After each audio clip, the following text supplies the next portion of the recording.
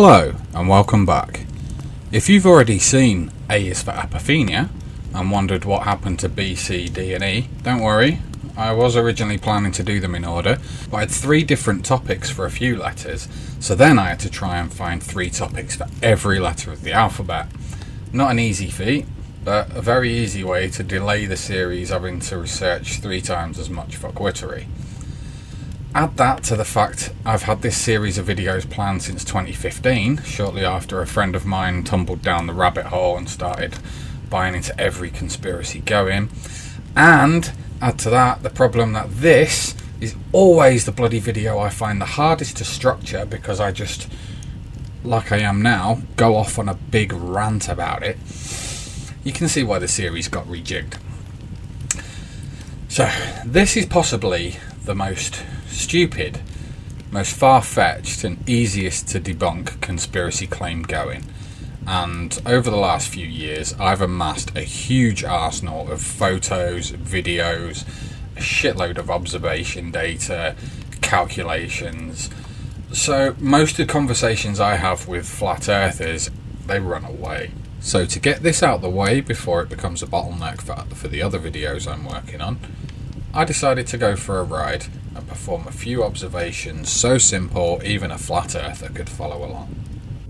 And if at the end of this video anyone watching still thinks Earth is flat, I've laid out a series of observations, all which can be used to calculate the shape of the planet yourself from any location.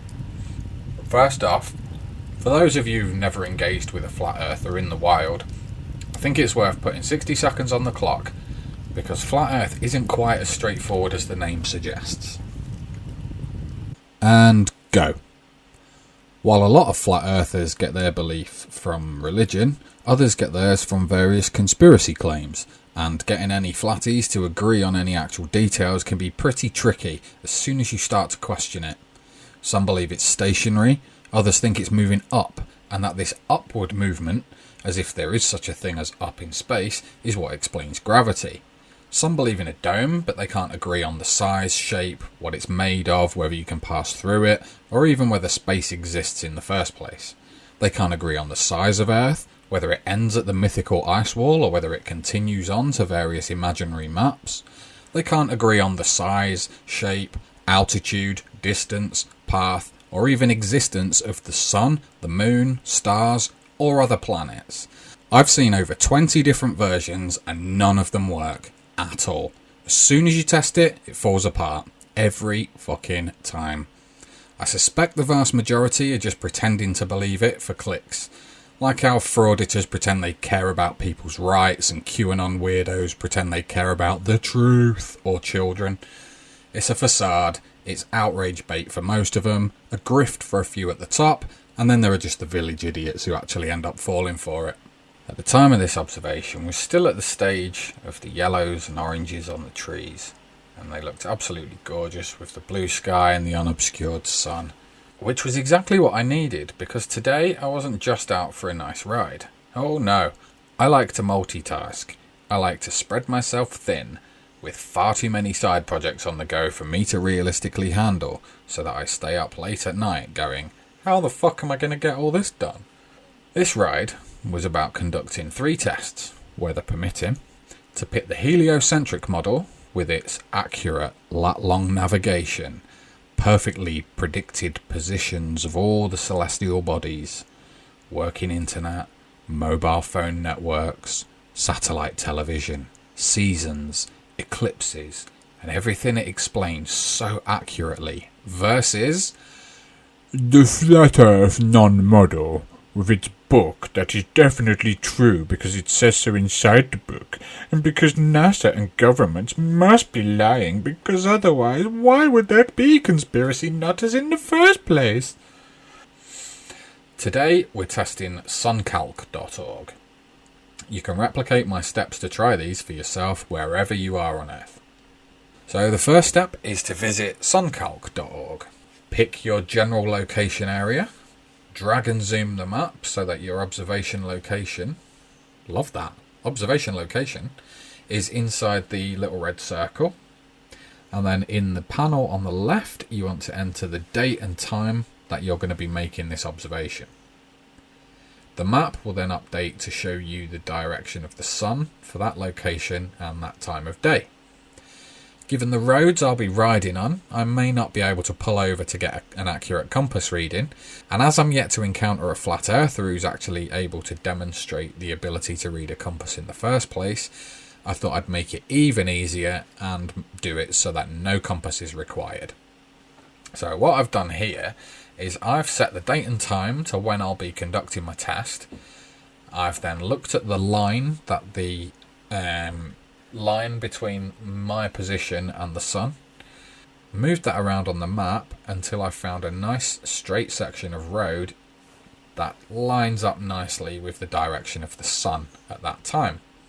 The obvious implication here being that if the heliocentric based calculations that were used to obtain this azimuth in order to get this line in the first place, then the sun should be directly behind me as I ride northbound and directly in front of me as I ride southbound.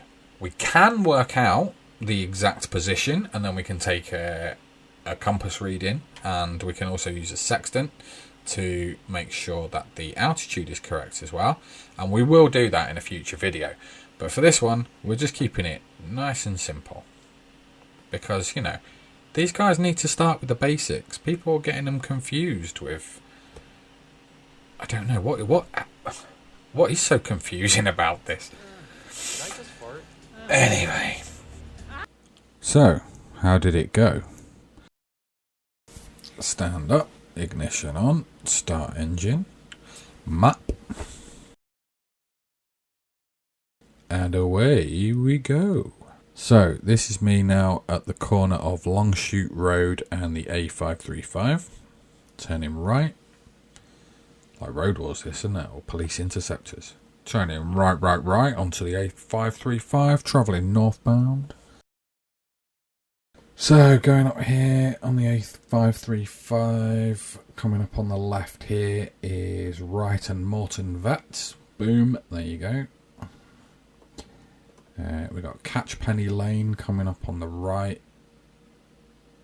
Ready. Just past these houses. There it is. Okay.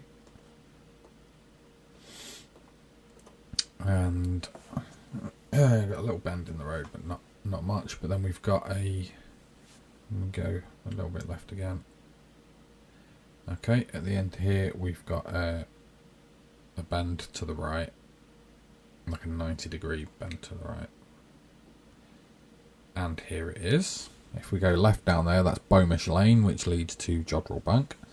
We're staying on the A535, going past Cheshire Farm Vets on the left. There it is. And this is Holmes Chapel Road, A535, and it's bending to the left now. There we go. And then we've got... that's the little bend. Yeah, this is the proper bend. That's like, what, 70 odd degrees? Here we go. And then we've got a little slight bend to the right. Here it is. And then we're on our stretch. And oh look, as if by magic, the sun appears in my wing mirror. And what does it say on the sun calc? Yeah. Should be directly behind me. And it is. See my shadow directly in front. Exactly as predicted. See, it's all calculated. Like it... When it comes to flat earth, you can't get any of this. This doesn't exist. You can't make these calculations because it doesn't work. There is no model.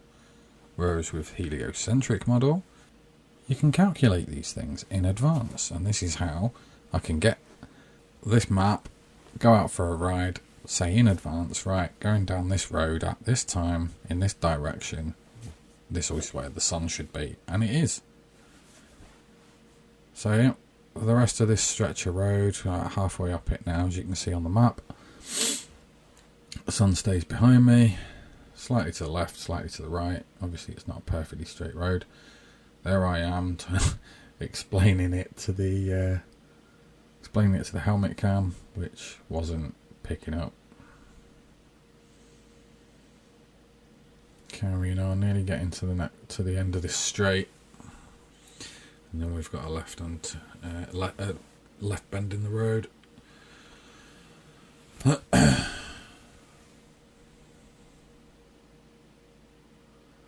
Going past the cyclist, give him a nice bit of room, and then here we go, approaching the bend in the road. And now you'll see my shadow drifting over to the right. Oh, look at that. So up the top here we've then got a roundabout. There's a Shell garage. There we go, you can see it. There's a Shell garage between, I think it's exits 2 and 3.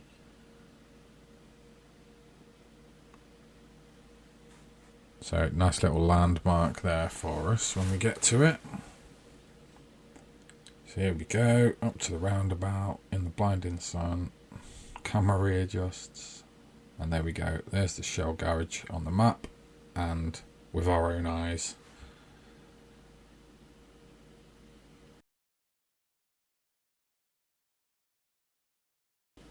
Round the roundabout, and back down the way we came. So again, as it said on SunCalc, sun should be directly in front of us. We've already seen it was behind us, and look, we can see as we come off the roundabout there's our cyclist friend again. What do you think? What's this nutter doing? But yeah, helmet cam doesn't do it justice, so let's give 3 separate angles for this.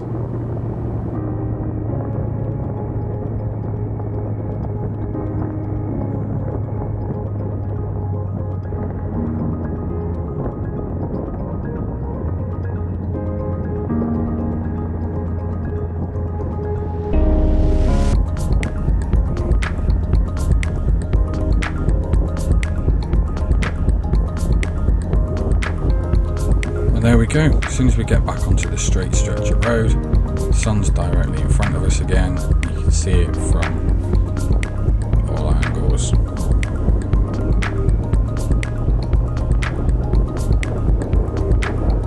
So predicted well in advance. Calculated based on the globe. Verified with our own eyes. No one's able to manipulate our observation there, are they? I mean, if NASA come along and changed the road layout, changed the angle of it, and no, come on.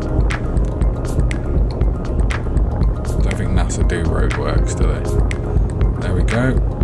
Directly in line, exactly as it should be. At that point in time, at that location, travelling in that direction.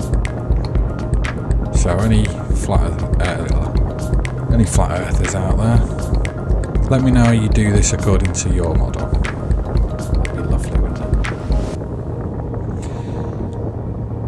it? So I think we can leave it there. We've easily proven that flat earth is an absolute crock of shit and has absolutely no basis in reality whatsoever, and anyone who genuinely believes it is a moron. So if you liked the video, please give it a like, consider subscribing, leave me a comment. If you didn't like it, feel free to leave a comment, but if you're going to claim Earth's flat, provide some evidence for it. Try this observation yourself, let me know how you got on. Till next time, goodbye.